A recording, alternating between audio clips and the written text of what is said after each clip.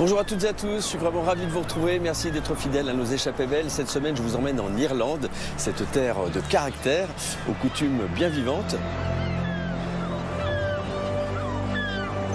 Des côtes où les falaises battues par l'océan dessinent à la fois un visage spectaculaire et sauvage de l'île, jusqu'aux montagnes et autres campagnes parées d'un vert profond, eh bien, les familles irlandaises perpétuent une longue tradition de pêcheurs et d'agriculteurs. Mais c'est à Dublin, sa chaleureuse capitale, que le vert se fait le plus intense à l'occasion des festivités de la Saint-Patrick. En effet, chaque 17 mars, eh bien, c'est l'âme de l'Irlande qui s'exprime à travers sa fierté et sa convivialité. Et vous verrez qu'entre nature, culture et partage, le peuple irlandais se révélera profondément attaché à ses racines et à son art de vivre. Soyez donc les bienvenus dans mes échappées belles, bienvenue dans mes échappées vertes.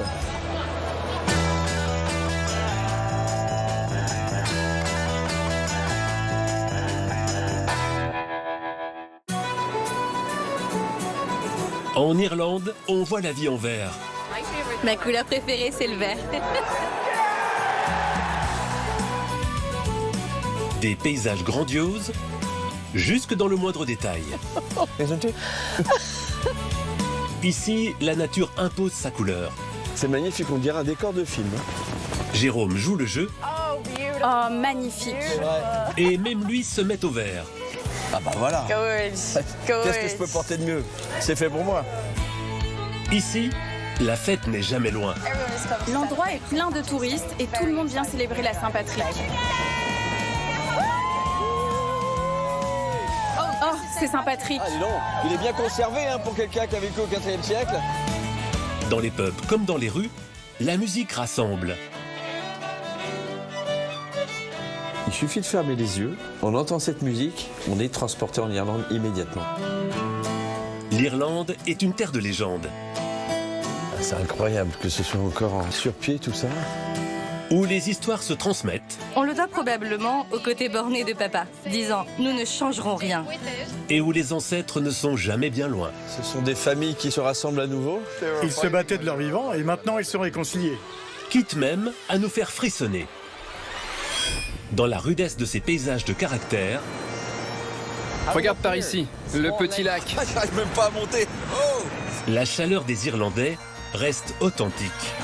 Bienvenue en Irlande. ah oui. Bienvenue.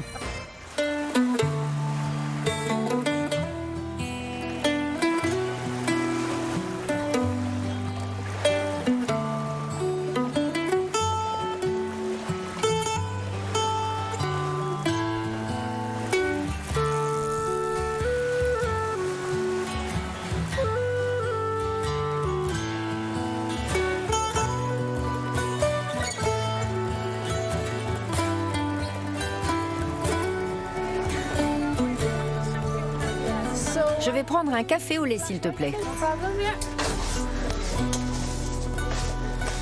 Hello Maria. Hey, bonjour.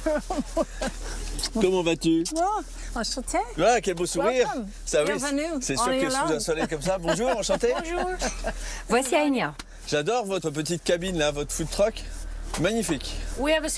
Ici, on a beaucoup de superstitions. Par exemple, si un pêcheur part le matin et qu'il croise un renard, un chien roux, comme on dit en Irlande, il doit faire demi-tour, car il n'aura pas de chance ce jour-là. Oh. Il ne faut pas non plus laisser une femme rousse monter à bord. Femme, hein. Les hommes, c'est bon. Pour le kayak, ça ira. Ça va aller? Merci beaucoup. Passe une bonne journée, merci. C'est superbe là, regarde ça, avec la marée montante. Cette baie est très longue, peut-être 4 km. Elle est très calme, bien abritée, donc pour nous en kayak, c'est idéal. Santé, cheers. Slointer. Slointer, c'est en irlandais. En gaélique, Slointer. exactement. Superbe. Magnifique.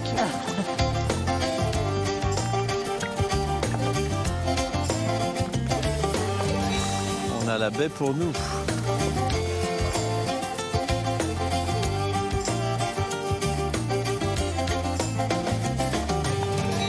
Qu'est-ce que tu peux me raconter sur cette baie?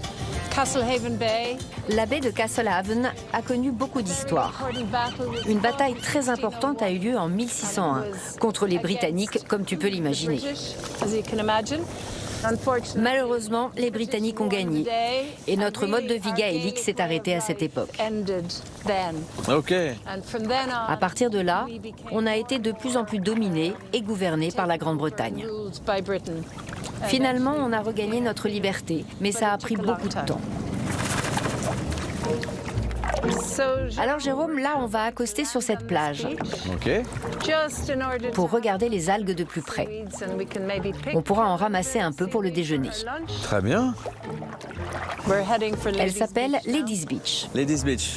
Je sais que tu n'es pas une lady, mais tu as une dérogation spéciale aujourd'hui.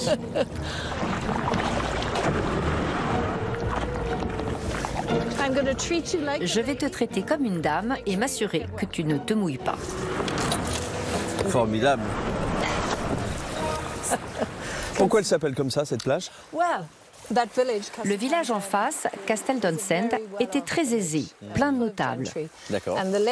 Les dames ont pris possession de cette plage pour en faire une plage réservée aux femmes, afin de pouvoir venir se baigner et bronzer en toute discrétion. Ils avaient leur intimité ici. Ok.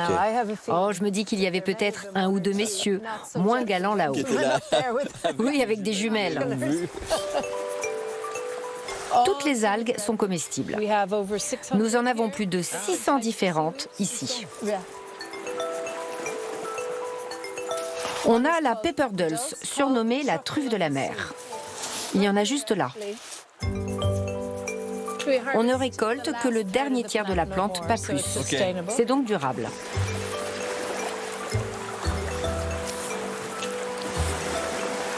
Un peu poivré? Absolument. Ça, ce sont des spaghettis de mer.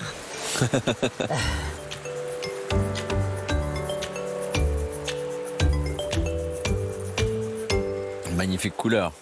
C'est vraiment une algue irlandaise. Hein. Absolument. Tout à fait. C'est impeccable pour la Saint-Patrick, là. Isn't it?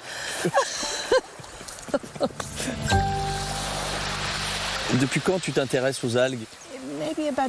Il y a environ 10 ans, j'ai commencé à les déguster, les cuisiner, les sécher et à réaliser qu'elles étaient incroyables en termes de nutrition et de saveur. Est-ce que les Irlandais ont cette habitude de manger les algues ou alors ça reste quelque chose d'assez mal connu? Au 19e siècle, la récolte de pommes de terre a échoué 3 années de suite. Et pour la plupart des gens, c'était presque leur unique aliment. Okay. Il y a donc eu une énorme famine et plus d'1 million de personnes sont mortes. Ouais. Les gens ont dû manger tout ce qu'ils pouvaient. Ils ont mangé tous les crustacés, ils ont mangé les algues, ils ont même mangé de l'herbe pour essayer de survivre. Je pense que c'est devenu une nourriture honteuse à cause de cette famine. Mais je pense que c'est un aliment d'avenir.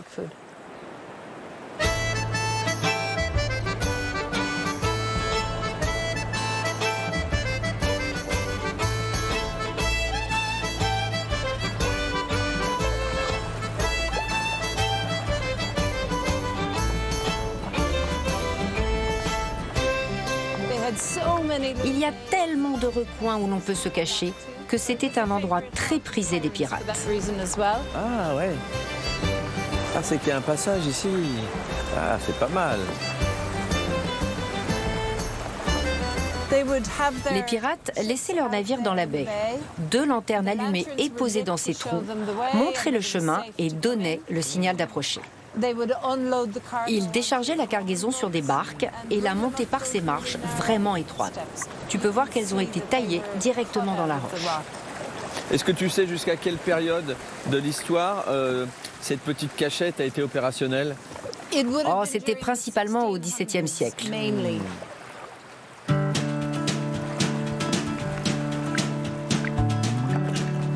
Yes.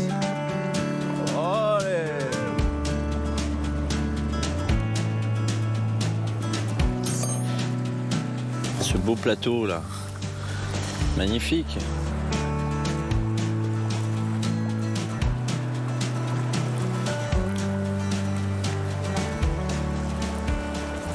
Délicieux.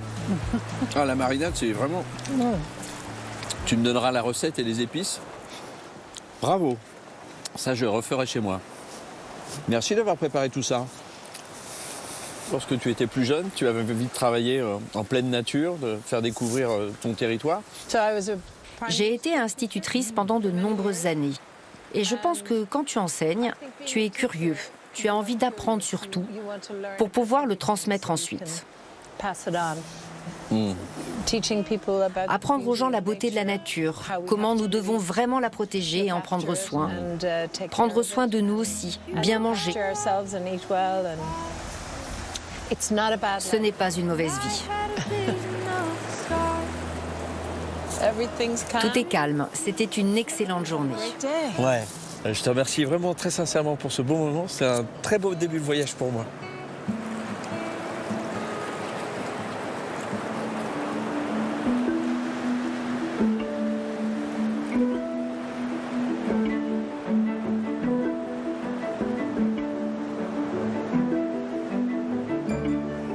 Ceci est un radis de la mer.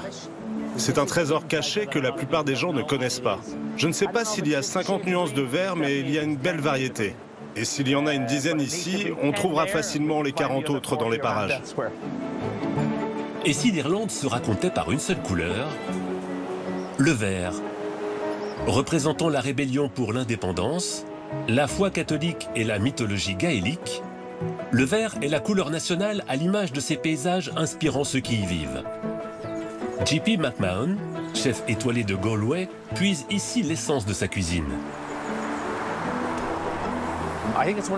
Je crois que c'est une des plus belles plantes pour saisir le mouvement de cette cuisine sauvage à l'irlandaise. Vous voyez l'ail des ours, vous le goûtez, il devient familier et définit un peu le langage de nos paysages.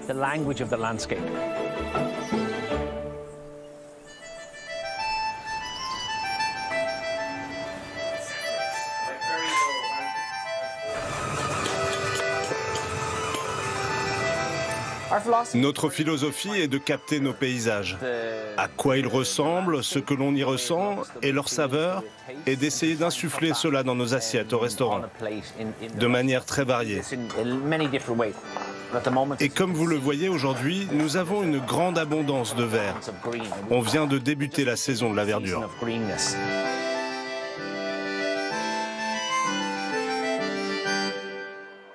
Le vert se prolonge aussi dans les savoir-faire et les traditions vestimentaires. Près de Kilkenny, au Cushendale Woolen Mills, la laine raconte une autre facette de cette couleur. Ce ne sont que des couleurs créées par Cushendale. Nous faisons notre propre palette et elles sont vraiment uniques. On a environ une vingtaine ou trentaine de nuances de vert. Nous avons un très beau vert mousse, un vert forêt, le vert sauge. Une grande variété de couleurs inspirées par ce que l'on voit tout autour de nous. Et clairement, dans nos couvertures, dans nos vêtements, dans nos écharpes, le vert se vend toujours avant tout le reste.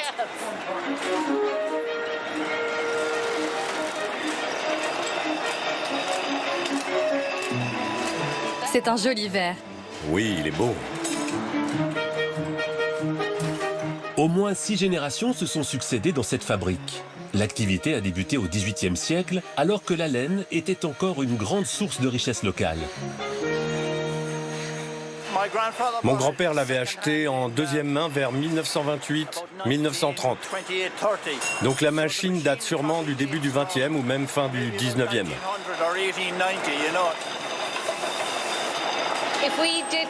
Si nous n'avions pas maintenu ces machines en fonction, aujourd'hui, il n'y aurait plus aucun endroit où l'on suit tout le processus de fabrication, de la toison jusqu'au produit fini. On le doit probablement au côté borné de papa, disant « nous ne changerons rien ». Avec le recul, on se dit que c'était la bonne chose à faire pour nous, pour notre entreprise, mais aussi pour l'Irlande. Si porter du vert permet d'être couleur locale, c'est aussi parfois une question de fierté nationale. Bonnet, écharpe, ici pour vous. Écharpe et bonnet. Ma couleur préférée, c'est le vert. Vert. Le vert. Vert, bien sûr. Ma couleur préférée, c'est le rouge. Vraiment? Non, le vert. Dublin accueille le dernier match du tournoi des 6 nations de rugby. L'Irlande reçoit l'Écosse et les deux équipes peuvent rêver de remporter le tournoi. Ma petite amie est d'Irlande et je suis écossais. On sera toujours amis quoi qu'il arrive. Oui, on verra. Oui, on verra.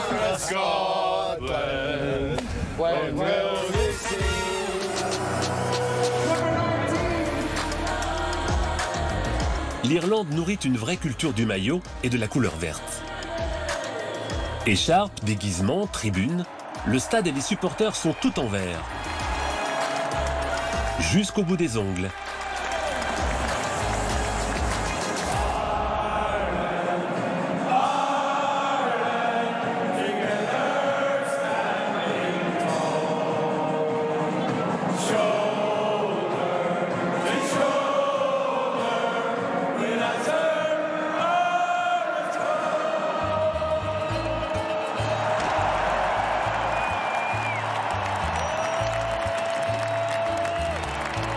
Leur équipe marque 6 essais et remporte le match 43-21. C'est bien, c'est super, c'est brillant.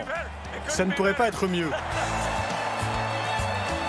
Contrairement aux autres sports, au rugby, Irlandais du Sud et du Nord célèbrent l'unité en se réunissant sous la même bannière.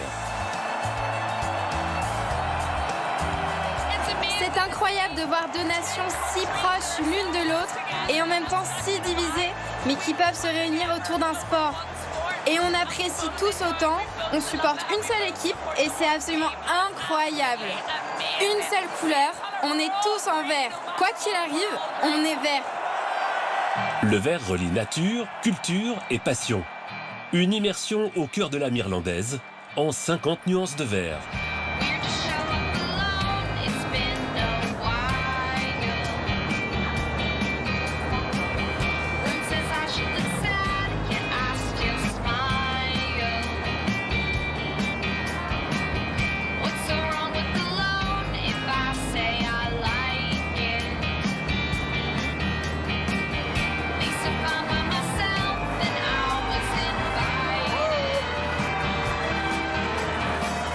Bonjour. Ravi de te rencontrer. Ravi de te rencontrer également. Ça va bien? Très bien, et toi? Bon, très bien, très bien. Super. Merveilleux de se retrouver à Dublin, ici, là, face à cette cathédrale. Parce que je vois qu'il y a beaucoup d'animations. Je sais que là, c'est la Saint-Patrick qui se prépare. C'est très chargé, oui. Absolument. L'endroit est plein de touristes et tout le monde vient célébrer la Saint-Patrick. C'est très animé en Irlande aujourd'hui. C'est la cathédrale Saint-Patrick. C'est la cathédrale nationale d'Irlande et c'est aussi la plus grande du pays. Très bien, très bien. Elle a été construite au VIe siècle et est devenue gothique au XIIIe siècle. Est-ce qu'elle a un lien avec le Saint-Patrick qu'on célèbre aujourd'hui? Eh bien, on dit que c'est ici que Saint Patrick a baptisé les convertis. En son honneur, ils ont bâti cette cathédrale ici. Cette cathédrale est donc également un lieu très prisé pour les concerts. Il y a beaucoup d'événements musicaux qui s'y déroulent. Donc c'est peut-être un endroit où tu as chanté, ou tu vas peut-être un jour chanter? Oh, j'espère bien. C'est un lieu vraiment magnifique. J'adorerais y chanter un jour. Qu'est-ce que tu étudies à la fac, à l'université? J'étudie la musique et le gaélique au Trinity College. D'accord.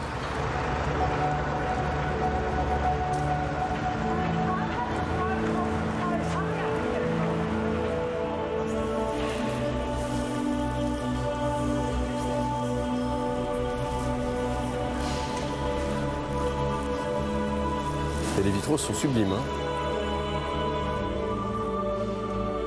Je vois que la dame passe, elle a le trèfle qui est l'emblème du pays. Et j'ai lu qu'il y avait un lien entre ce trèfle justement et Saint-Patrick. Est-ce que tu peux me l'expliquer? Bien sûr. La forme des feuilles du trèfle a été utilisée pour représenter la Sainte Trinité, afin que les gens mémorisent au nom du Père, du Fils et du Saint-Esprit. D'accord, quand il est venu christianiser, c'était un moyen mnémotechnique de se souvenir de ça. Et c'est resté vraiment le symbole du pays maintenant, c'est l'emblème, oui. D'accord.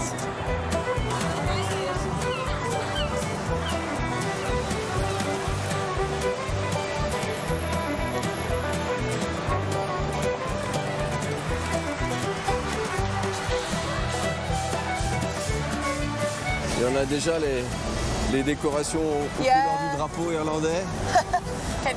Tu vois qu'on est le jour de la Saint-Patrick. Ça commence à sentir les préparatifs quand même. Hein. Voici la galerie Saint-Georges. C'est l'un de mes endroits préférés à Dublin.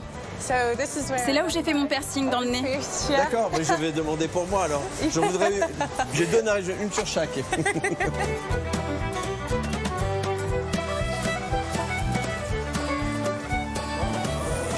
Tu essaies celui-là? Ah bah voilà. Qu'est-ce que je peux porter de mieux? C'est fait pour moi. Ça te va bien. Bon, on va trouver peut-être plus discret. C'est mon magasin de disques préféré ici à Dublin. Il propose beaucoup d'artistes irlandais, en pop et en rock. D'accord. Ouais. On y trouve notamment Sinéad O'Connor. Et les Pogs aussi. Il y a les Pogs, iconiques. Tu vas avoir cette musique dans la tête toute la journée. Et ça, c'est mon artiste préféré du moment. Elle s'appelle Simat. C'est une artiste irlandaise. Nous avons toutes les deux les cheveux rouges et elle chante l'amour de l'Irlande. Tiens, écoute, ça passe en ce moment. Ok. Elle chante en gaélique. C'est pour ça que j'ai du mal à comprendre. Elle chante beaucoup sur la culture irlandaise et l'histoire du pays. D'où vient cet amour pour la langue native d'ici? J'ai grandi en parlant irlandais et mes parents me parlaient en irlandais. Et j'ai toujours entretenu un lien très fort avec cette langue, car elle m'aide vraiment à affirmer mon identité irlandaise. Et je pense qu'il est vraiment important de pouvoir parler notre propre langue. Elle nous a été retirée pendant des centaines d'années, alors pouvoir la parler aujourd'hui est un privilège. Peut-être que tu vas m'apprendre quelques mots en irlandais. Oui, bien sûr. Ouais. Pour dire je crois qu'on devrait en voir plus, on dirait... Paraglin. Oui. Comment on dit allons-y en français? Allons-y. Allons-y.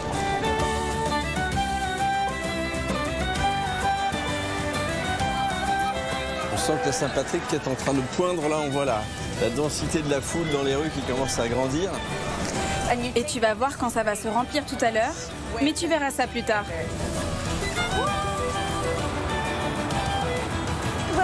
On est en route vers Trinity College. Très bien, donc ça c'est l'université où tu étudies? Oui, en effet. D'accord. La meilleure université d'Irlande. Magnifique. C'est impressionnant. Combien d'élèves ici étudient? Il y a environ 20 000 étudiants ici. Donc c'est une très vieille institution. Depuis combien de temps l'université existe? L'université a été fondée en 1592. Wow. Oui, par Élisabeth Ier. Et quand l'université a été créée, les femmes et les catholiques n'étaient pas autorisées à étudier ici. Il n'y avait que des protestants et des hommes. Les catholiques ont été autorisés à étudier au XVIIIe siècle. Et les femmes? Et les femmes, ça a commencé au début du XXe siècle. C'est seulement en 1904 que les femmes ont été autorisées. Incroyable. Oui, mais me voilà.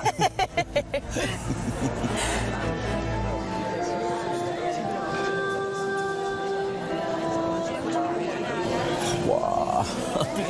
C'est magnifique, n'est-ce pas? Ah, la bibliothèque. C'est à couper le souffle. Ah, c'est incroyable. Quelle merveille, tout en bois là. C'est vraiment un bijou. Hein. Elle est accessible aux élèves, aux anciens élèves et à l'encadrement de l'université. C'est formidable, n'est-ce pas? C'est extraordinaire, oui. Absolument. Donc toi, tu es amené de temps en temps à venir ici? Souvent. C'est comme une bibliothèque normale. Alors, je vois qu'il y a plein de rayonnages qui sont vides, là, jusqu'au bout, quasiment. Pour quelle raison? Ici, il y a environ 700 000 livres rassemblés. La librairie s'est engagée dans un projet de conservation majoritaire. De nombreux livres vont être digitalisés pour être accessibles en ligne. Extraordinaire. D'accord. Mais beaucoup de ces livres sont sur ces étagères depuis des centaines d'années. C'est un trésor très précieux, évidemment.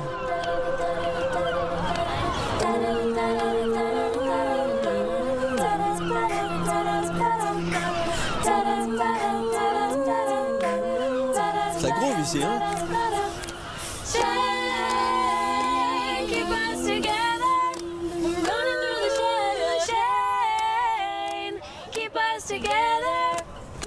Bravo!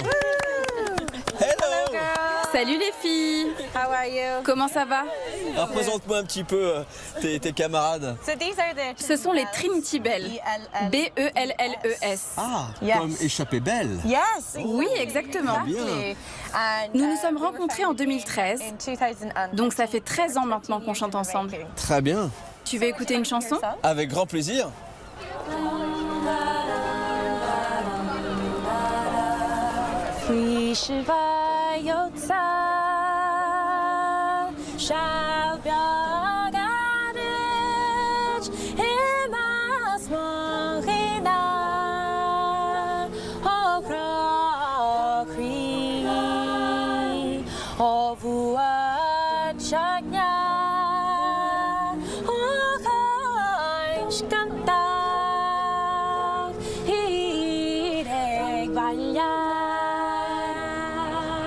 Bravo, c'est magnifique. Ça m'a donné des frissons, vraiment. Merci. Et vous avez vu, hein? Vous avez commencé à chanter et le soleil est sorti. C'est quand même de bon augure. C'est très bien, magnifique. Bravo, merci beaucoup. Merci. Merci.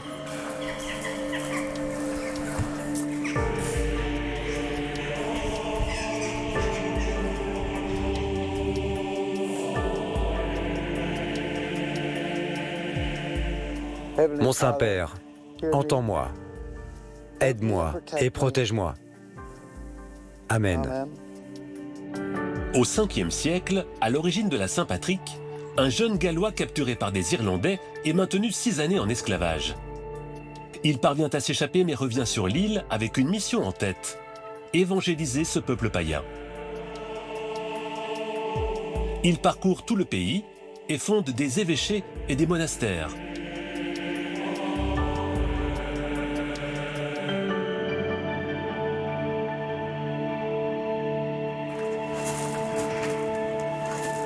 Bonjour. Oh, bonjour. Comment allez-vous? Bien. Comment vous appelez-vous? Je m'appelle Georges. Et Saint-Patrick en quelque sorte. Saint-Patrick, oui. J'ai une société qui s'appelle Histoire vivante d'Irlande. Nous fournissons des personnages pour les reconstitutions historiques. Nous essayons de ramener à la vie. L'histoire. Oui, notre histoire. Si vous apprenez sur ce personnage, vous apprenez sur votre pays et sur le rôle important qui a fini par jouer en particulier dans la chrétienté. Partout à travers le monde, quand on mentionne Saint-Patrick, la première chose qui vient à l'esprit, c'est l'Irlande. Donc les gens sont fascinés par lui, par sa vie, par le fait qu'il ait changé le cours de notre histoire à jamais. Ici, à Rock of Cashel, s'écrit en partie la légende de Patrick. Muni du trèfle, en symbole de la Trinité, il baptise Angus, le dernier roi païen d'Irlande. Un tournant dans la christianisation du peuple irlandais. Un mythe naît, effaçant ainsi l'ère celtique. Il a laissé un héritage très riche, de grandes idées. Je crois qu'il est assez juste de dire que les gens ne connaissent pas autant qu'ils le devraient l'histoire de Saint-Patrick en Irlande. Chaque jour, nous essayons de recréer son histoire et les faits avérés de sa vie.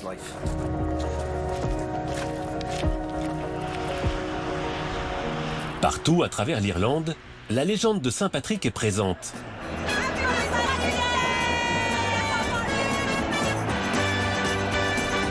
Et pour célébrer cet héritage, le 17 mars, jour de sa mort, se tient cette célèbre fête portant son nom. La parade de Dublin en est l'épicentre. Des dizaines d'associations et groupes d'artistes y prennent part. Situé sur le parcours de la parade, l'hôpital Rotunda, datant de 1745, est la plus vieille maternité au monde. Vous faites du super boulot avec le maquillage, c'est très beau. C'est superbe. Aujourd'hui, c'est le bon jour pour porter un trèfle, non? Allez, on se joint aux danseuses. Cette année, pour la première fois, les sages-femmes vont intégrer la parade pour un événement particulier. Nous nous apprêtons à donner naissance à notre millionième bébé l'année prochaine. Nous commençons donc à le célébrer. Et quoi de mieux que le jour de la Saint-Patrick pour fêter ça?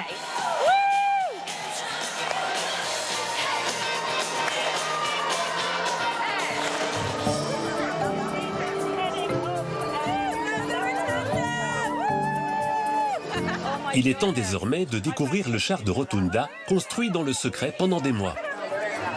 Waouh, regardez ça, c'est incroyable. C'est comme un gâteau de mariage et la partie d'en haut est une véritable réplique à l'échelle de notre maternité.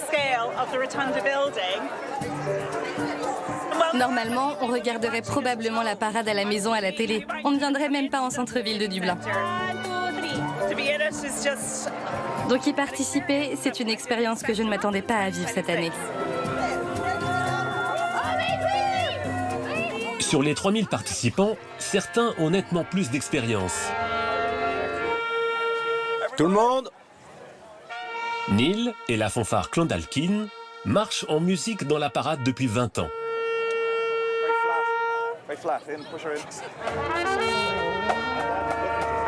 C'est le plus beau jour de l'année. Nous avons beaucoup de jours fériés tout au long de l'année pour tous les saints irlandais, mais clairement, Saint-Patrick est le plus important. Il y aura normalement plus de 500 000 visiteurs aujourd'hui, donc c'est un grand jour. Avec la population irlandaise, la Saint-Patrick s'est exportée, devenant un événement international. En particulier aux États-Unis, où les parades de New York et Boston sont devenues tout aussi importantes. D'ailleurs, sur les 14 fanfares présentes, la plupart sont américaines. Nous sommes la seule fanfare irlandaise dans la parade. C'est un grand moment de fierté pour nous. Rendez fiers Clondalkin et l'Irlande, comme vous le faites chaque année. Nous sommes le groupe de tête de cette grande parade à nouveau. Donc je veux voir de grands sourires, surtout pour ceux de devant. Montrez-nous vos belles dents. Donc mettons-nous tous à nos positions rapidement et restez bien attentifs, ok?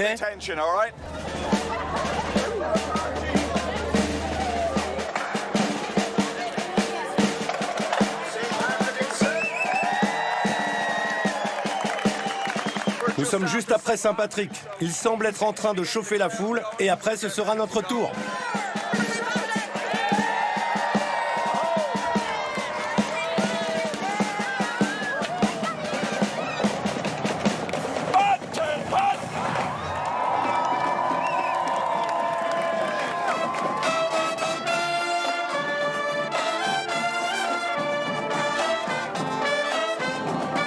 La Saint-Patrick est souvent, à tort, réduite à une fête teintée de vert et arrosée de bière.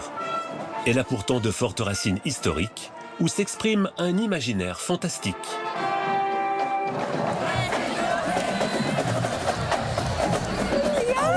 Ouais, regarde ça. J'ai quelque chose de prévu pour toi, ne t'inquiète pas. Non, sérieusement. Et c'est pas tout. D'accord. Ah ouais, je suis un peu le sapin de Noël aujourd'hui.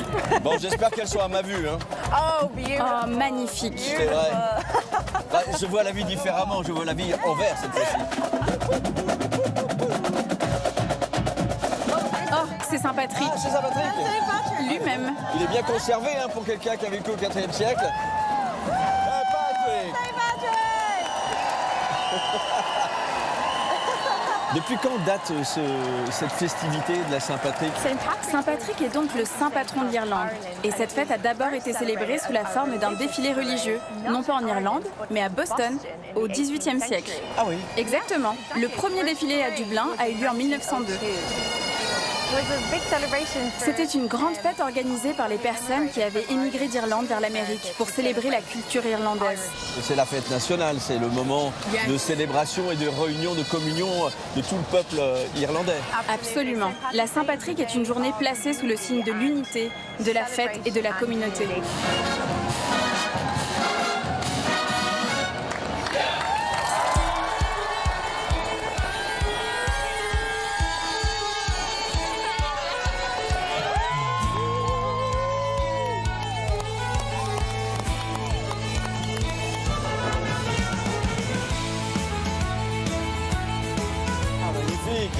Regarde-moi ça.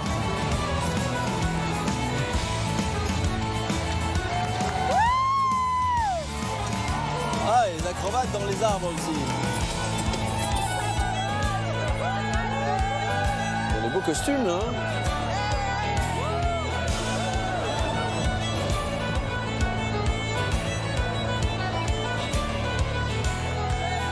Yes. Alors, est-ce que tu te souviens de ta première Saint-Patrick? Je me souviens de ma toute première Saint-Patrick. J'étais encore très jeune. Et je participais au défilé de ma ville natale, à Monaghan, où je défilais avec mon école. Tu étais costumé, tu avais tout... Oui, on était tous habillés en vert, avec du maquillage sur le visage, chapeau. Il y avait des trèfles partout, c'était génial. Ce premier défilé a eu lieu à Belfast, en Irlande du Nord. Et c'était tout aussi fou que celui d'aujourd'hui à Dublin. Donc c'est une célébration qui dépasse les différences et ça reste l'île entière qui célèbre ça, quoi. C'est assez beau, cette communion. Hop.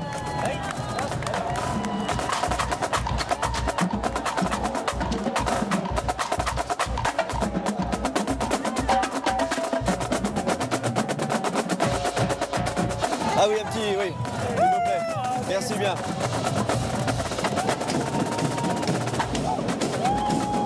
Impressionnant, hein? Dis donc.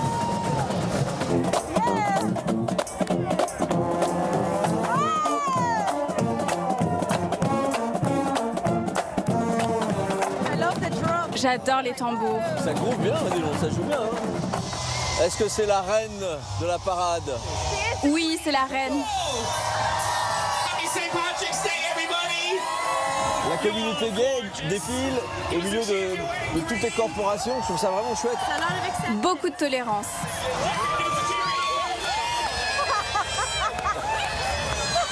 Est-ce que tu as eu l'occasion déjà de défiler ici à Dublin? Non, mais peut-être dans le futur. Bah oui, avec les Trinity Bells là, vous allez chanter? Bah oui. La parade est terminée, ça y est? Eh oui, c'est terminé. Bon, bah on va poursuivre alors. On y va? Yes, ça marche.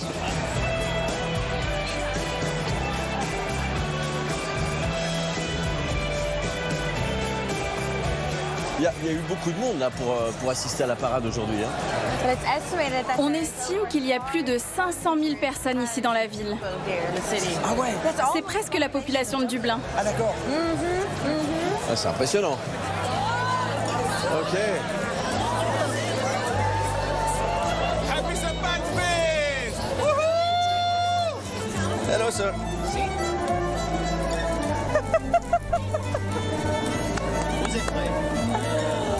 Fabuleux. Et ça te fait rire? C'est comme La Belle et la Bête. Comment tu te sens en lutin? C'est très bien. On m'aura tout fait faire hein, ici à Dublin. Bienvenue en Irlande. Ah oui. Bienvenue. Thank you, sir.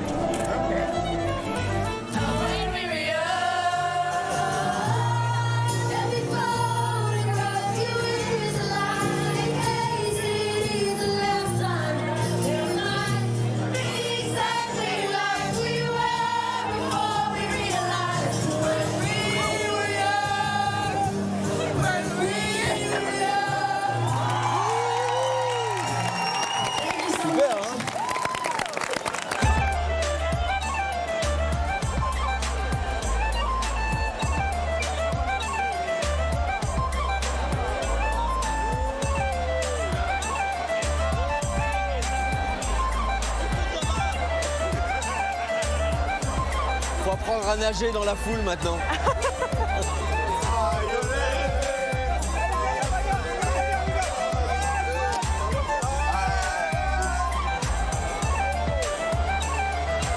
Et voilà, attention, pardon. Jérôme, c'était une super journée. C'était formidable et un plaisir de te faire découvrir cette ville incroyable aujourd'hui. Et merci de prendre le temps de découvrir notre culture. C'est vraiment formidable de voir quelqu'un de ta génération, de ton âge, aussi passionné par son pays, par ses traditions. C'est vraiment très chouette. Voilà. Mille merci pour ça. De rien. Svolcha. Avec modération.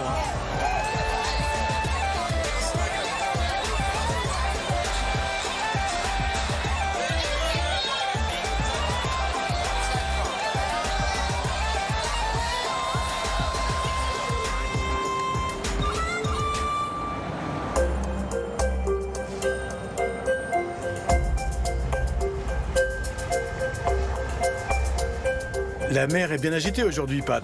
Ça, c'est sûr. Le vent va se calmer quand on passera derrière les îles.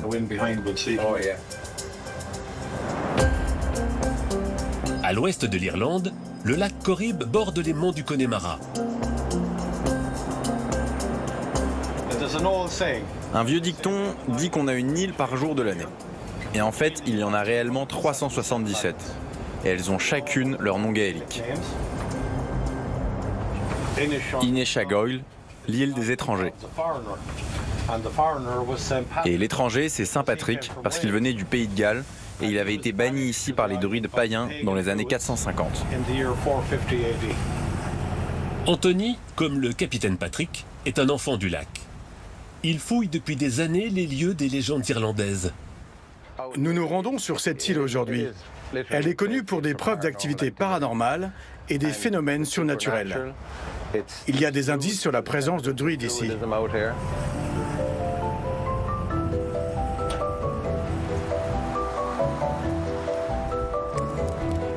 Anthony a créé une équipe d'investigation paranormale. Il parcourt le pays à la recherche des esprits du passé. Je pense, Ronan, que la meilleure chose qu'on a à faire aujourd'hui, c'est de profiter de la belle lumière, en commençant peut-être par l'église des saints. Cette île minuscule abrite des ruines séculaires, une église qu'aurait bâtie Saint Patrick, des pierres déposées par les druides celtes et une église monastique du XIIe siècle.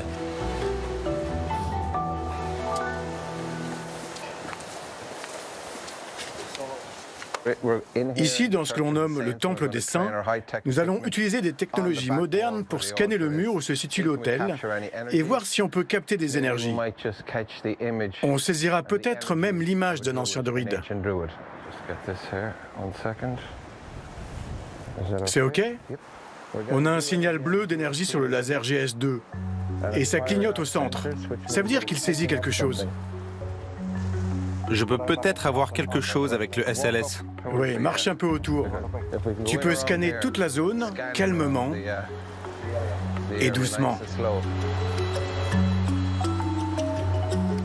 La culture irlandaise regorge de mythes et de croyances, se racontant dans les innombrables châteaux disséminés dans les paysages verdoyants. On fait ça depuis des années. Et on ne compte plus le nombre de châteaux qu'on n'a pas pu investiguer. Nous recevons tellement de requêtes de gens qui nous demandent de venir chez eux pour enquêter parce que les lieux seraient hantés par une banshee, ces fées annonçant la mort, le célèbre cavalier sans tête ou des créatures démoniaques comme les Pukas. Parmi ces châteaux, celui de Kinity serait l'un des plus hantés au monde. C'est aussi un hôtel. Certains clients vont vivre une expérience paranormale avec Anthony et son équipe. Ok les amis, merci beaucoup d'être parmi nous ce soir pour faire cette enquête avec notre unité d'investigation du paranormal et du surnaturel.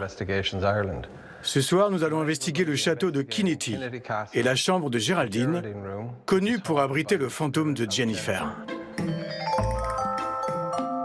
S'ils passent la nuit au château, les amateurs de sensations peuvent partager leur chambre avec l'esprit de Jennifer. L'histoire de Jennifer remonte à 60 ans, ou plus. Cette petite fille était confinée dans cette chambre à cause de son handicap. On ne sait pas si elle est morte dans cette chambre ou ailleurs, mais c'est ici qu'elle passait tout son temps, et on nous a dit qu'elle était enterrée dans le château. Pour commencer notre investigation, on utilise un objet très spécifique, un petit jouet. Nous le plaçons sur le lit et nous espérons que ça l'attirera. On pointe le laser au centre du lit. La dernière fois que j'ai dormi ici, j'étais au lit, mais je ne pouvais pas me retourner. J'ai senti quelqu'un qui se tenait derrière moi. Comme ça. J'étais là. J'ai senti une présence ici. C'était... Oui, c'était dingue. Je pourrais dormir à nouveau ici, mais probablement pas dans cette chambre.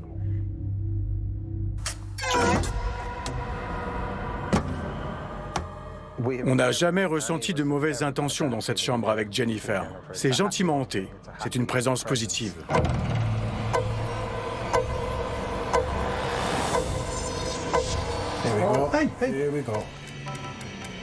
On a quelque chose, on a une énergie sur le lit. Le signal est vraiment très fort.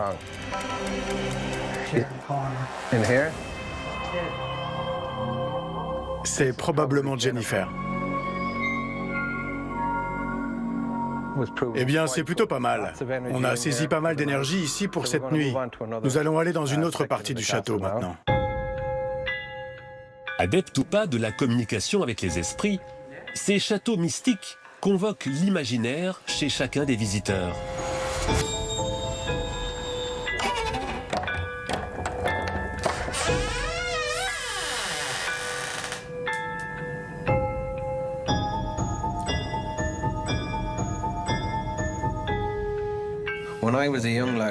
Quand j'étais petit, ma grand-mère assise près du feu nous racontait des histoires de fantômes qui lui avaient été racontées par sa grand-mère, et ainsi de suite. Elle nous a transmis ceci, et elle nous effrayait comme jamais. Nous devons garder ça et ne pas oublier le fait que cette mythologie, ce folklore, ces histoires de fantômes font partie intégrante de l'héritage irlandais, et nous devons les faire perdurer. Nous devons continuer aujourd'hui.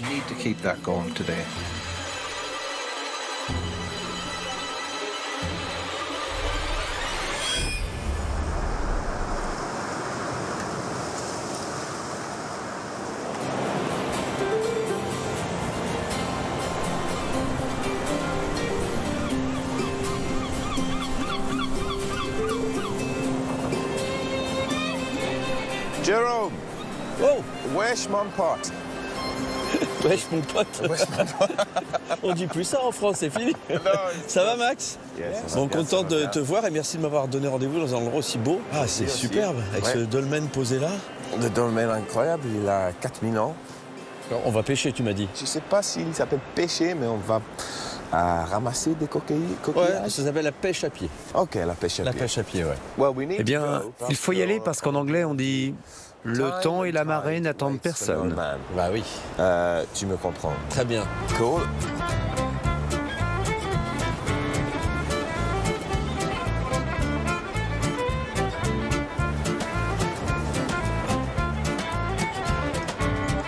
Il y a beaucoup de genêts ici.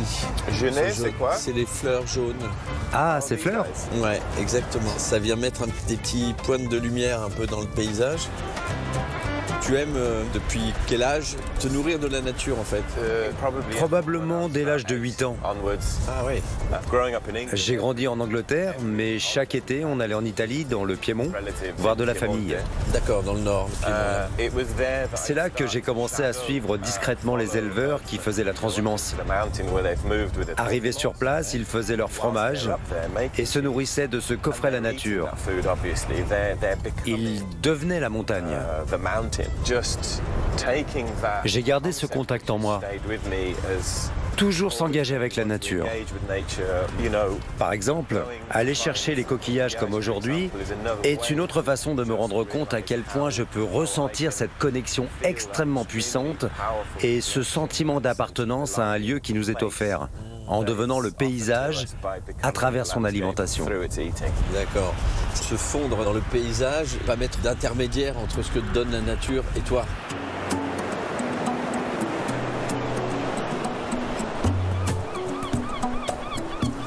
Qu'est-ce que c'est beau ici? Ici, je ne prendrai que ce qu'on va manger pour un seul repas, pas plus.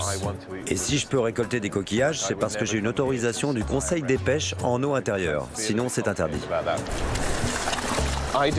J'aime bien appuyer assez fort, puis reculer. Elle est belle celle-là. Ah oui. Voilà. Ah, elle est juste à se baisser là, il n'y a rien à faire.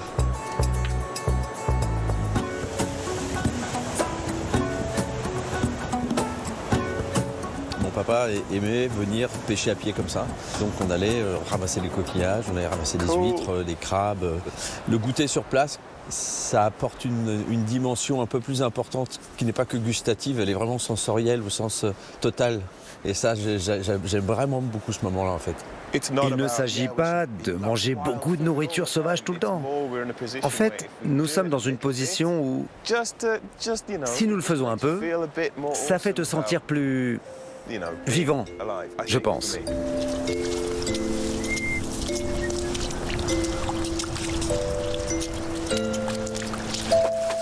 Jérôme, je peux mettre les coques dans ton panier? Ouais, comme ça, tu auras l'impression d'en avoir pêché beaucoup. Exactement.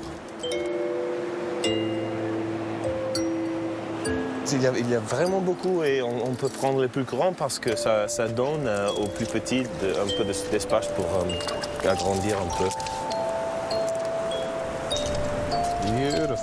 Moi, j'ai eu la chance que mon père, mon oncle, ma tante m'apprennent à pêcher à pied comme ça. Qui t'a appris, toi? Quand tu commences à te préoccuper de la nourriture que tu trouves dans la nature, tu construis une confiance en toi. Tu acquiers de l'expérience en observant et en essayant.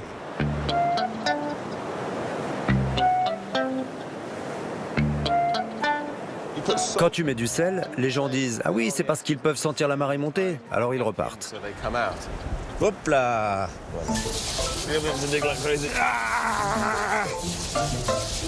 Ah, ça va trop vite! Oui, ils sont énormes et très profonds.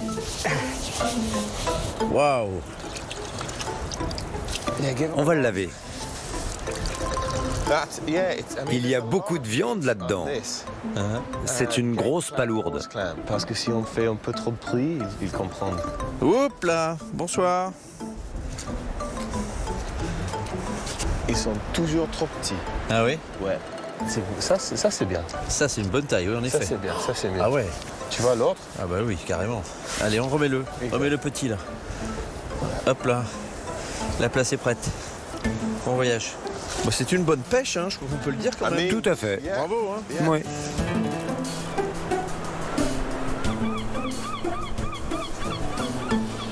C'est quoi l'origine de cette pièce, en fait? Une roue de tracteur. Ah d'accord, c'est une roue de tracteur. Ah oui, carrément. C'est de la récup, c'est bien. Cette odeur de feu signifie le début de la saison pour moi.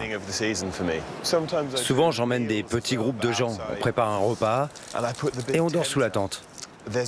Il y a un sentiment agréable de se sentir bien dans la nature. Et puis tout est charmant et douillet. Puis vous vous réveillez devant ce paysage de rêve. C'est génial.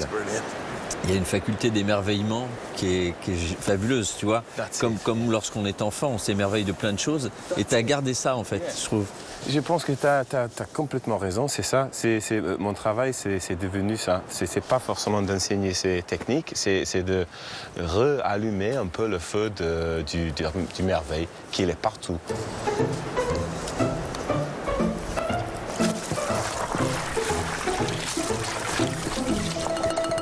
Je veux pas balancer, mais Max, il a quand même pris beaucoup de coques vides. Joli et propre? Je pense. Il y en a des très grosses, hein. Génial. Il y en avait quelques-unes qui étaient un peu vides. Je sais pas qui a pêché ça, mais... Oh, je dirais que c'est toi, mon gars. Ça va être juste, hein, au niveau du beurre.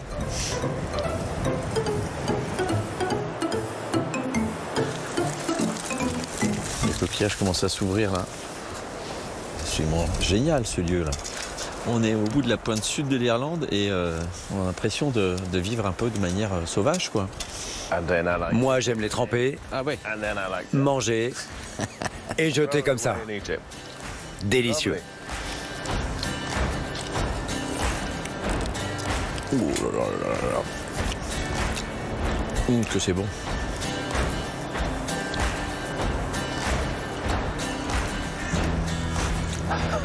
Chin chin. Clink. J'ai pas de mots. Après avoir vécu un moment comme ça, j'aime bien aller écouter de la musique. Ah, super idée, oui. Mon ami Athéna est juste au bout de la rue, dans un pub. On pourra aller boire une bière et l'écouter jouer de la musique. Ce serait sympa. Super.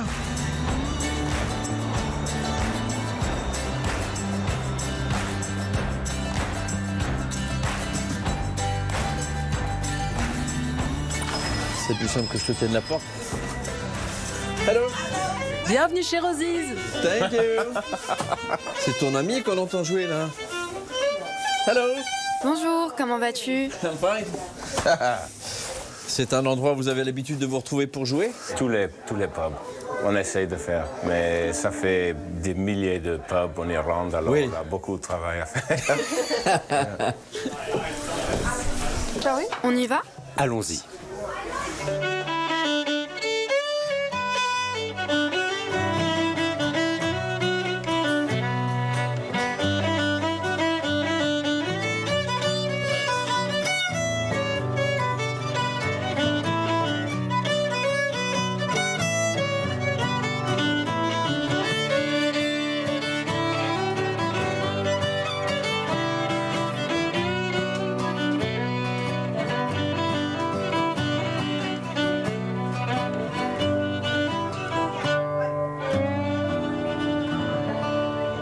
Magnifique. Bravo, merci beaucoup. Je fais un concert privé là. C'est très agréable. It's good, it's Ouais. good, yeah. Ce que j'aime dans cette musique, c'est qu'il suffit de fermer les yeux et où qu'on soit dans le monde, on entend cette musique, on est transporté en Irlande immédiatement, je trouve. Cool. Tu veux entendre un autre? Ah bah s'il te plaît, un autre. Je vais entendre des heures.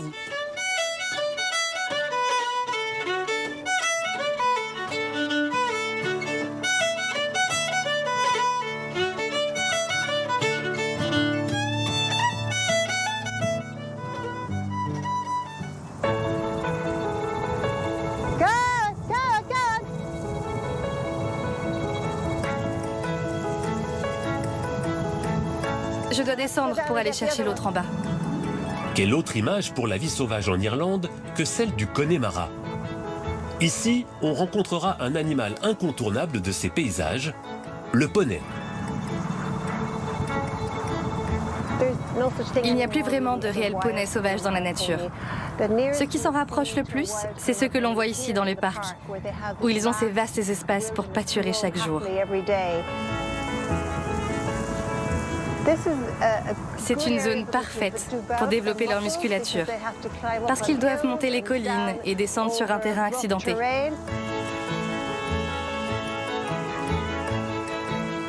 Cathy vit avec les chevaux depuis son enfance. En plus de son propre élevage, elle travaille à la conservation des poneys du parc national. Vivant en semi-liberté, les chevaux sont observés et soignés régulièrement. Ils font partie de ma famille depuis longtemps. Mais c'est le cas pour beaucoup de gens en Irlande, surtout ici dans l'Ouest. Les poneys du Connemara travaillaient avec eux au champ. Ils amenaient la famille à la messe le dimanche et au marché même pour transporter les courses. Donc ces poneys étaient une pièce centrale du quotidien des gens ici. Ils occupent une place importante de nous-mêmes et de notre héritage. C'est là que le Connemara est le plus heureux. C'est leur royaume, c'est leur monde. Un monde joyeux et paisible au cœur de ce parc national. Les poneys partagent ces prairies et ces tourbières avec d'autres grands mammifères. On a un cerf rouge là. C'est une femelle. Il y a quelques hordes dans cette zone du parc.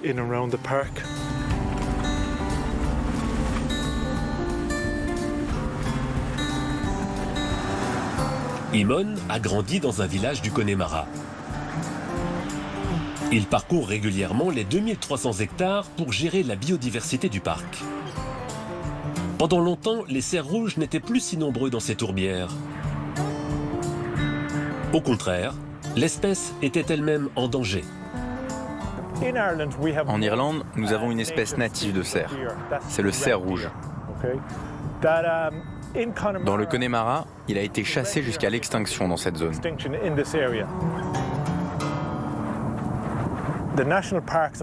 Au début de l'installation du parc, dans les années 80,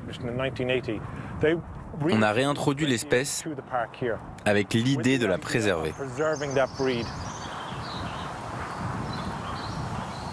Pour assurer la survie de l'espèce dans de bonnes conditions, les hommes doivent désormais la surveiller au quotidien.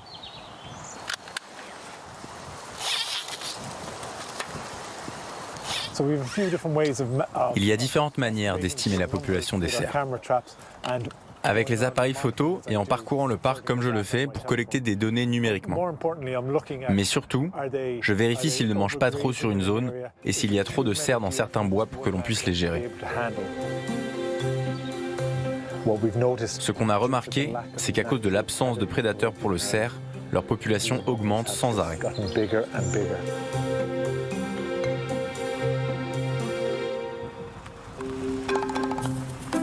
Pour le maintien de l'écosystème, Eamon doit réguler l'espèce et parfois éliminer certains animaux. J'observe toujours les arbres pour voir si les cerfs mangent les jeunes pousses d'arbres. S'il n'y a pas de broutage, l'herbe serait trop haute et les jeunes arbres ne se développeraient jamais. Mais on ne peut pas en avoir trop non plus, sinon ces plantes seraient mangées aussi et ne pourraient pas grandir. Trop de cerfs est un problème. Trop peu de cerfs en est un autre. Tout est une question d'équilibre. Sur la face atlantique, les collines du Connemara se jettent dans la mer, offrant un habitat précieux aux oiseaux migrateurs.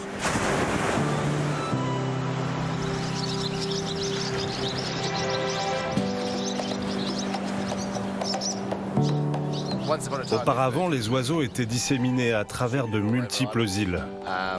Ils ont besoin de zones marécageuses, mais la plupart ont été irrigués et l'habitat a été modifié.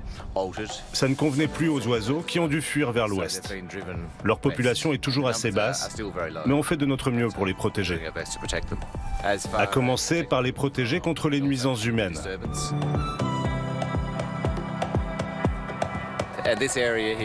Cette zone où nous nous trouvons maintenant était très populaire pour les camping-cars. Donc nous avons installé des barrières et maintenant ce lieu a besoin de temps pour se régénérer.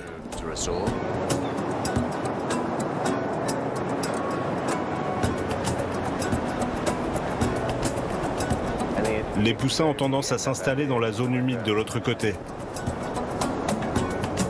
Ces programmes de protection limitent l'impact des humains sur les milieux naturels, mais interviennent aussi pour protéger les oiseaux des prédateurs. Je vais tester le voltage. Il faut faire attention avec celle-ci pour la tête. Cette barrière crée une zone d'exclusion pour les prédateurs. Ça donne un espace protégé pour les oiseaux. Cela minimise le risque d'attaque des prédateurs terrestres qui sont majoritairement les renards et les blaireaux dans cette zone. Mais il y a aussi des problèmes avec des visons et aussi les chiens et les chats domestiques. Et ça marche. L'année dernière, on a eu une dizaine de vanneaux au sein de l'enclos.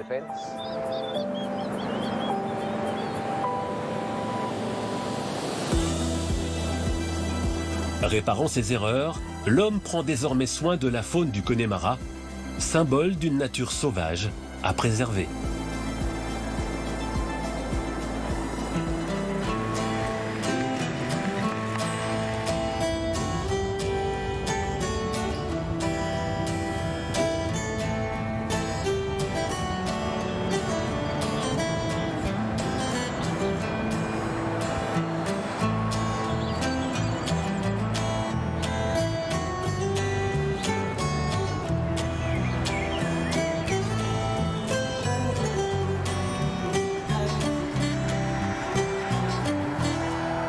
Paddy, tu vois, je ne connaissais pas cette région d'Irlande et je ne pensais pas qu'il y avait des montagnes en fait ici. Ces montagnes sont anciennes, donc elles sont érodées. La plus haute culmine à 1000 mètres tout au plus. Okay. Et comme elles sont vieilles, elles sont herbeuses. Et c'est pour ça que nous mettons les moutons là-haut. Ils ont de quoi manger. Toi, tu es originaire de la région, tu es né ici ? J'ai grandi à environ 15 minutes d'ici, donc je connais le coin très bien. Et j'aime beaucoup cet endroit parce que nous sommes à proximité de Dublin. Mais le bord de mer est aussi assez proche. Je pense que c'est le meilleur endroit où vivre en Irlande. Cette région est appelée le Jardin de l'Irlande. Et alors vous êtes éleveur de père en fils ici Mon père était fermier lui aussi. Et quand j'avais 25 ans, on avait beaucoup de moutons. Environ 1800 ou 2000 brebis pour l'agnelage. On ne pourrait pas faire ce job sans de bons chiens.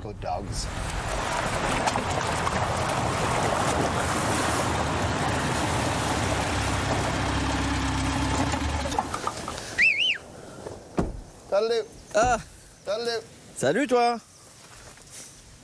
Bon chien. Ah, pourquoi tu t'es arrêté ici?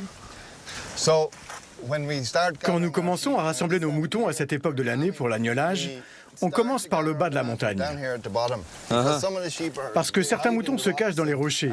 Alors nous devons tous les pousser vers le haut pour que les gars en haut puissent tous les récupérer. D'accord, et ce sont les chiens qui vont les repousser, les remonter comme ça? Oui, je vais lui mettre ça pour pouvoir le voir. Pour les voir de loin, d'accord. Comment il s'appelle celui-ci? Voici Ben. Il a environ 5 ans. Ben? Si tu ramenais Ben en France, il travaillerait volontiers pour toi. Il dirait « Je me rappelle plus de toi, Paddy. » Si tu as des moutons, tu es son meilleur ami. C'est vrai? Ah là là, il sait ce que ça veut dire. Il est dans les starting blocks. Il dit « Hé, assez parlé, je veux travailler. » Hop là! Quelle agilité!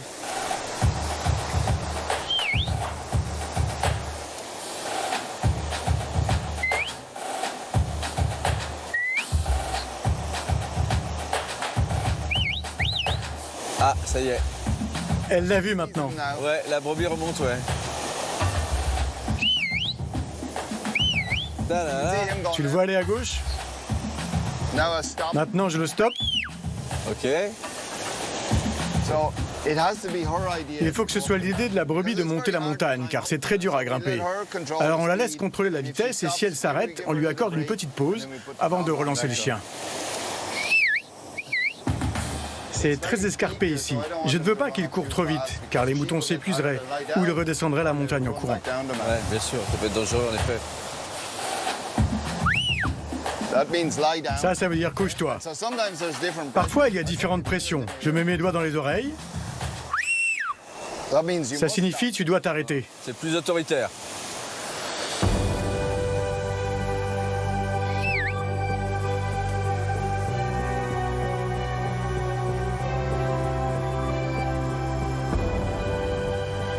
J'ai plusieurs chiens, alors j'utilise des sifflements différents pour chacun.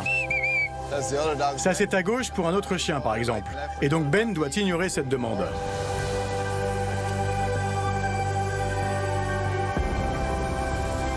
Combien de temps met un chien pour être capable de faire ça? Il faut peut-être 1 an pour apprendre les diverses commandes, et puis en travaillant ici, il acquiert de l'expérience. Attention, attention. T'es bien, good job. Bravo.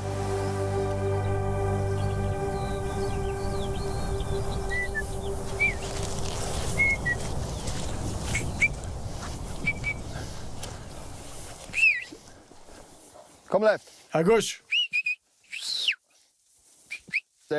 Bouge plus. Bouge plus. Il a une résistance, une énergie, ce Ben, c'est insensé. Il est incroyable, ce chien. Les chiens que je sélectionne sont comme ça. Ils ont un gros moteur. Ils doivent avoir beaucoup d'endurance. L'autre chose que je recherche, c'est ce qu'on appelle l'équilibre. C'est spécifique au Border Collie. C'est comme un instinct. Ouais. Quand ils regardent les moutons, ils peuvent se dire « Je sais ce que tu manigances ». Parfois, quand je les mets dans la remorque, un mouton peut envisager de s'échapper. Et moi, je ne le vois pas, mais le chien, lui, le sent. Alors il fait un petit mouvement et le mouton monte dans la remorque. Le chien a réglé le problème avant même qu'il ne commence.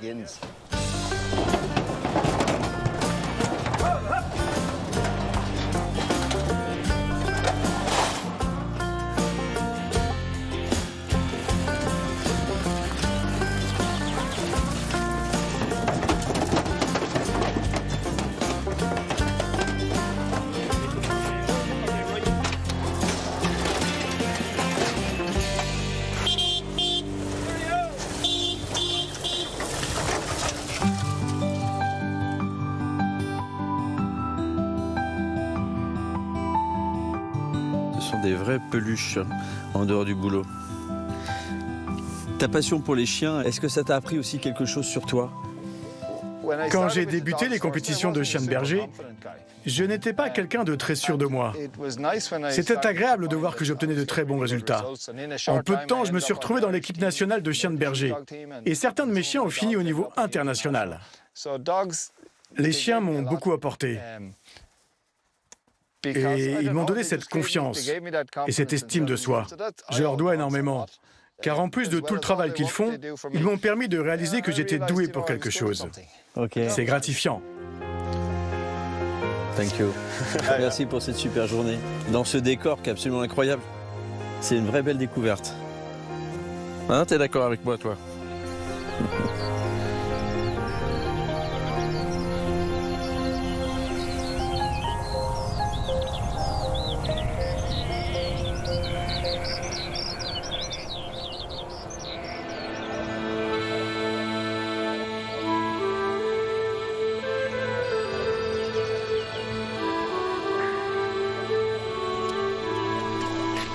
Mais nous, là, c'est quoi? C'est un cimetière? Oui. Ce cimetière remonte probablement aux années 1750, ou quelque chose comme ça. D'accord. Cet endroit s'appelle Glendalough. C'est un nom gaélique qui signifie la vallée des deux lacs.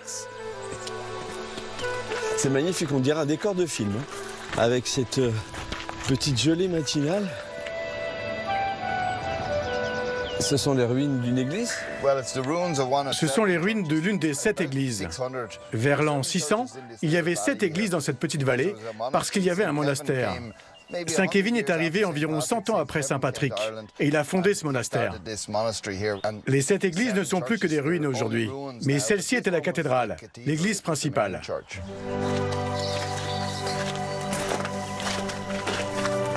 Ah, c'est incroyable que ce soit encore sur pied tout ça.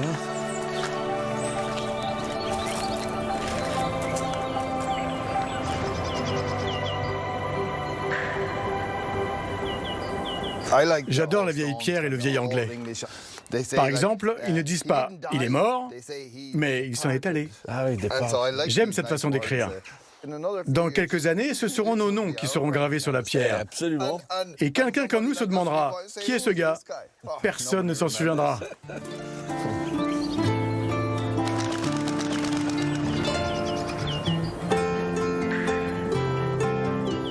J'aime cet endroit parce qu'il me fait réfléchir à ma place dans le monde. Je ne suis ici que pour peu de temps. Alors quand je viens là, je souris toujours un peu et je me dis « Paddy, ne te prends pas trop au sérieux. Dans peu de temps, tu ne seras plus là. Alors profite de chaque jour. » Ce sont des familles qui se retrouvent, qui se rassemblent à nouveau. Ce sont des gens qui se font un câlin, si ça se trouve ils se connaissaient. Ils se battaient de leur vivant et maintenant ils sont réconciliés.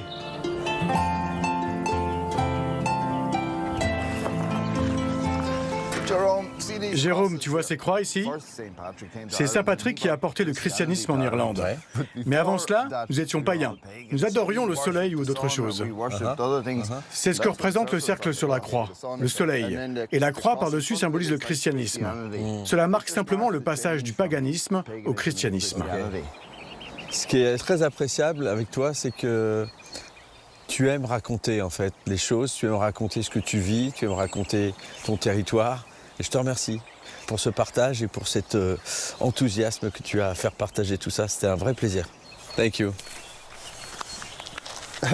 Merci beaucoup pour tout. Oh bien. On voit que tu viens faire du dressage en France. Tu as gardé quelques mots.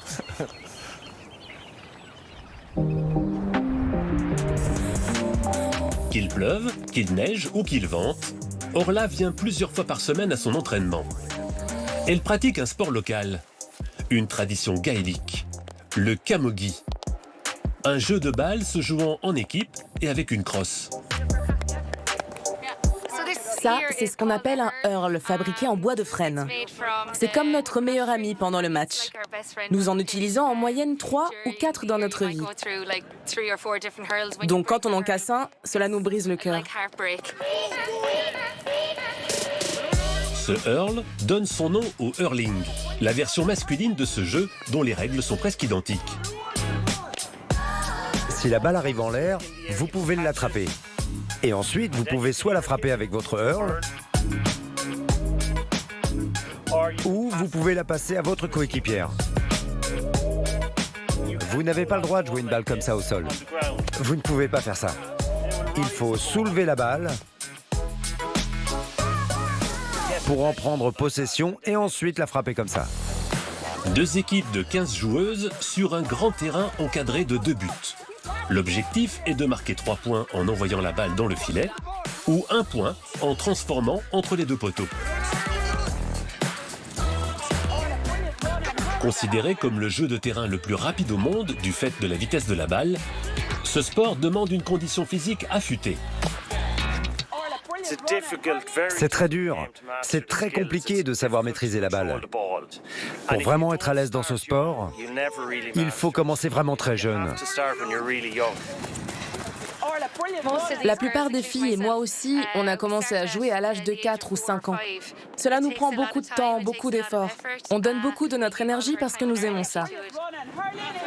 De la simple rencontre de village au match devant 80 000 personnes et retransmis à la télé, ces sports sont partout.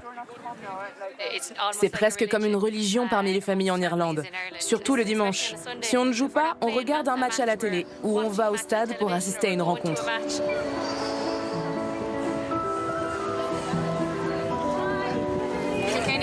Kilkenny a une grande culture du hurling et du camogie. Je crois que c'est le comté ayant gagné le plus de titres nationaux. C'est pour ça qu'ils ont érigé cette statue derrière nous. Ces sports traditionnels, certains tentent de les partager avec le plus grand nombre. Au Trinity College de Dublin, ces élèves pratiquent le football gaélique en équipe féminine et masculine. Leur coach, Neil, est un ancien joueur célèbre de hurling. On va commencer l'entraînement avec un peu de dribble. Prenez tous votre hurl comme ceci. Voici l'espace qu'il faut avoir entre vos 2 mains. Quand j'ai été embauché ici au Trinity College, je voulais vraiment qu'il y ait des sports gaéliques sur le campus, tout en les rendant accessibles aux étudiants et au staff, puisque nous avons une population hybride et un mix de gens venus du monde entier. Leur donner un petit avant-goût de ces sports, c'est quelque chose qui me tenait à cœur. Parallèle au sol, on fait rouler, on soulève et on attrape. Chaque semaine, plus d'une vingtaine d'étudiants viennent découvrir les différents sports gaéliques. Une dizaine de nationalités sont représentées, dont des Français comme Maureen. Alors moi de base, j'aime beaucoup le sport, mais je voulais aussi découvrir quelque chose de très local, de plutôt culturel, connecté à l'Irlande. Ma mère, elle est américaine-irlandaise, mais j'ai vécu quasiment toute ma vie en France. Et donc, bien que je m'appelle Maureen et que j'ai les cheveux roux, j'ai pas trop en fait la connexion avec la culture irlandaise, quoi. Donc c'est l'occasion de changer tout ça.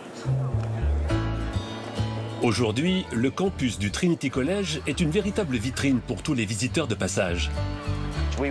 On veut avoir l'opportunité de montrer nos sports à l'université sur ce terrain, un peu comme une scène centrale au cœur du campus, et de les rendre ainsi visibles aux visiteurs de passage qui, en général, se demandent ce qu'il se passe ici et sont surpris par ces sports étonnants. Bien plus que des disciplines sportives, ces jeux reflètent l'âme irlandaise. Un véritable langage commun, transmis de génération en génération, au cœur de la vie sociale et culturelle du pays.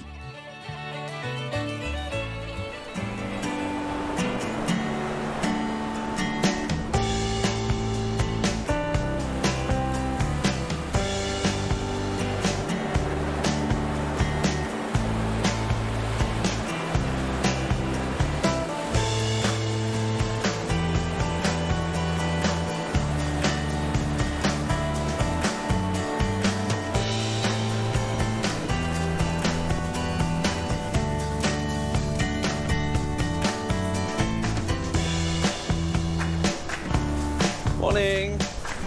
Bonjour. Ça, Jerome. Bienvenue à Croane. Merci, tu vas bien? Comment vas-tu? Je vais bien, je me suis couvert parce que j'ai vu que la météo était assez fraîche. Mais aussi ensoleillée. Oui, c'est vrai. Il est incroyable ce lieu, c'est quoi? C'est un bar? C'est une épicerie? C'est génial. Ouais, c'est incroyable. Dès qu'on entre, on fait un bond dans le passé. Quand on est ici, on a l'impression d'interagir avec toute la communauté. Les gens passent en ville et s'entraident beaucoup, parce qu'on est vraiment au bout du monde ici. Donc on doit un peu veiller les uns sur les autres.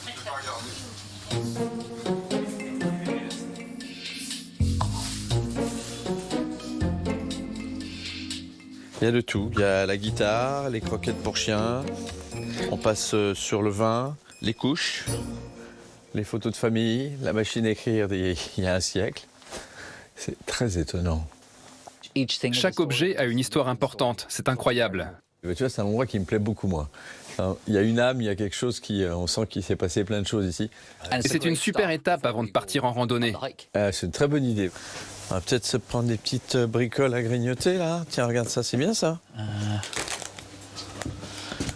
Une orange, peut-être? Si tu veux, ouais. J'aime vraiment votre lieu, hein. C'est vraiment un endroit unique au monde. Merci beaucoup.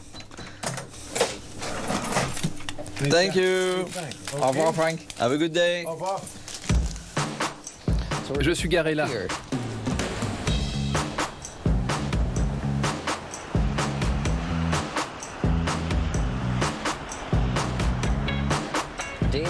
Des jours comme celui-ci sont les meilleurs pour voir ce genre de paysage.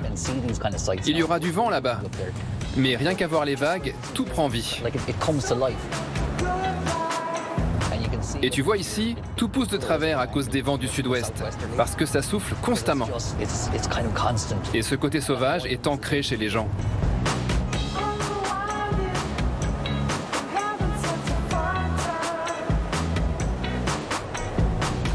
Ça y est, on est arrivé. Nous y voilà. Magnifique. Au point de départ. Waouh, le vent. Waouh. C'est relativement abrité au début, mais quand on aura passé le virage, on sera exposé. Il faudra faire plus attention pour atteindre le phare.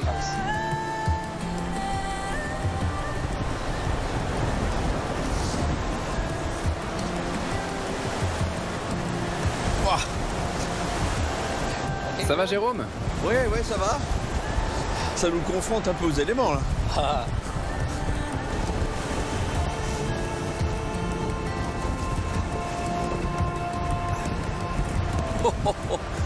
On se fait balader. Un petit hôtel, là. C'est une grotte. Parfois, les gens viennent prier ou faire une pause pour la réflexion.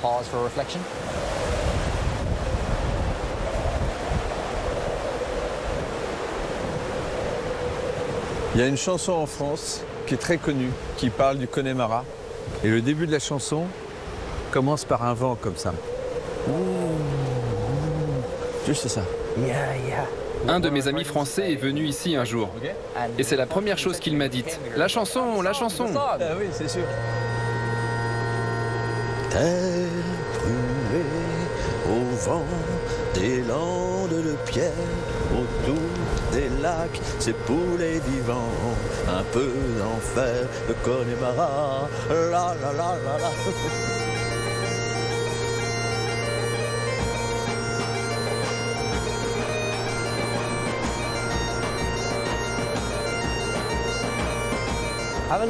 Regarde par ici. Le petit lac. J'arrive même pas à monter. Oh! Ah, j'ai perdu mon bonnet. Le sol ici est très acide. C'est une tourbière. C'est pour ça que l'eau est noire. Oh, ce vent de malade. Oh, la vache.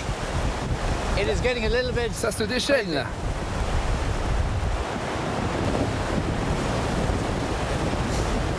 Ça te fait te sentir vivant. Je te cache pas que j'ai certaines parties de mon corps, notamment le nez là, qui sont plus du tout en vie. Yes, yeah.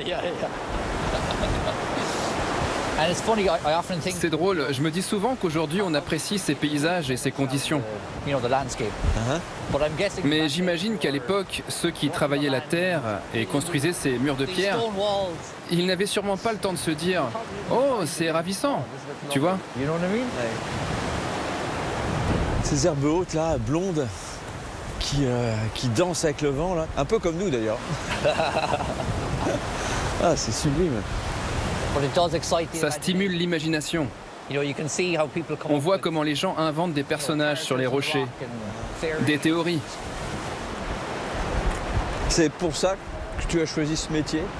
pour te retrouver dans un environnement aussi sauvage comme ça? Je travaillais dans un bureau, ce qu'on appellerait un pouce-bouton, quelqu'un qui dessine des plans sur ordinateur. Comme j'ai grandi dans ces paysages, je ne me suis jamais senti à ma place assis à un bureau. Quand le Covid-19 est arrivé, j'étais au sommet d'une montagne par ici. J'étais juste assis, le soleil brillait et je regardais un lac comme celui-ci. Et tu sais, les infos disaient que le monde s'effondrait et tout ça. Et moi là-haut, je me disais, non, en fait, c'est fantastique. Alors je me suis dit que la vie était courte et que je voulais en faire plus. Et je me suis reconnecté à la nature, aussi pour renforcer la confiance en soi, pour être capable de survivre dehors.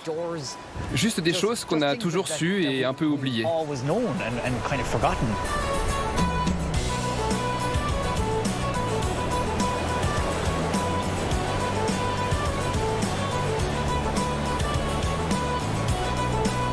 Ah, regardons! On a des amis là. Ils sont heureux. Des moutons heureux. Et enfin...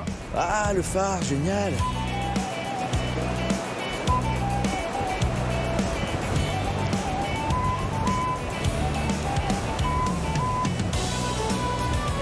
Wouh! Bravo, chef! Le bout du monde!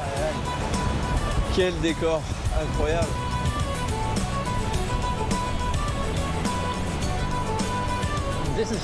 C'est le phare de Sheep's Head, comme le nom de cette péninsule. Ça veut dire tête de mouton, parce qu'elle ressemble à un mouton vu de la mer. Mais les eaux sont traîtres par ici, donc les phares sont très importants.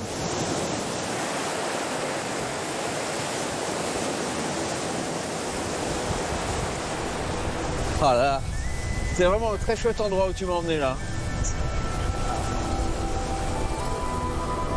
Ces petits moments-là, ils vont rester gravés. On touche du doigt ce qui fait aussi l'Irlande pour moi, tu vois. Ce caractère très sauvage. Et on est vraiment très rapidement aux prises et face à la nature, qu'elle soit forestière, montagneuse, des collines ici, là, les falaises. Et ça, c'est vraiment quelque chose où je me sens bien en fait là. Je me sens bien. Ça fait aussi l'authenticité, la singularité du peuple irlandais, je trouve. Il y a une humilité par rapport à votre territoire, par rapport à votre histoire aussi. Et votre fierté, qui n'est pas arrogante, qui est une fierté portée par vos traditions, votre culture. Ça me touche aussi énormément. C'est un beau voyage pour moi. Très beau voyage. Excellent. Merci à toi. Je vous dis à très vite pour de nouvelles échappées belles, si je ne m'envole pas d'ici là. Prenez soin de vous. Vous pouvez revoir cette émission en replay, suivre les coulisses de nos tournages sur les réseaux sociaux. D'ici là, prenez soin de vous et, comme on dit ici, Sloan! Sloan! Comme disait Peter d'ailleurs. Peter et Sloan. Non, bon, laisse tomber. Bye bye.